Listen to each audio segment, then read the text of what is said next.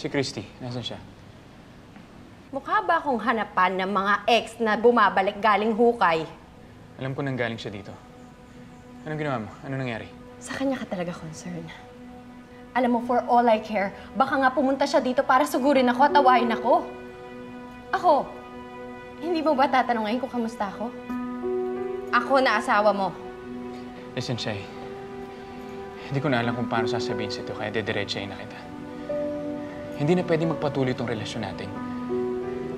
Okay, may understanding na kami ni Christy. Magbabalikan kami. Kukunin namin si Tori at magigis ng pamilya ulit kami. So, ganun na lang yun. Ha? Kakalimutan mo yung pinagsamahan natin ng 4 na taon. Kakalimutan mo lahat ng ginawa ko at sinakripisyo ko para sa inyong dalawa ni Tori.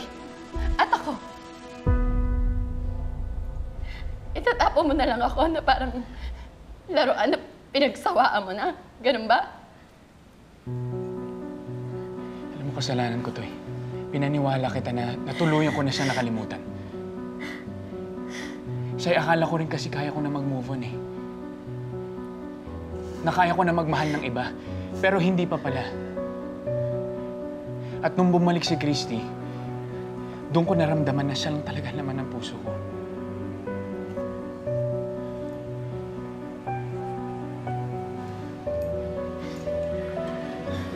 Jordan. Han. Baka naman naguguluhan ka lang.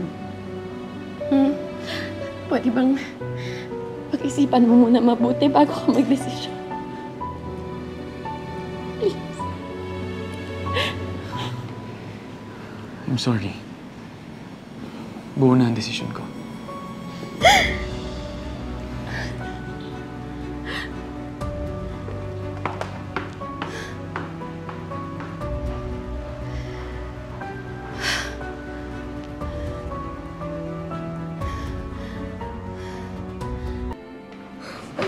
Sorry, let's go na. Daddy, please. Huwag na lang po tayo umalis. Jordan, please don't do this. Daddy, ayoko po sumama. I want to stay with Mommy Shai. Baby, don't cry.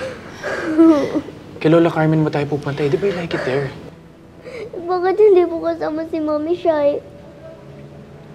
Your dad doesn't want me there para masolo ka na ng Mami Christy mo.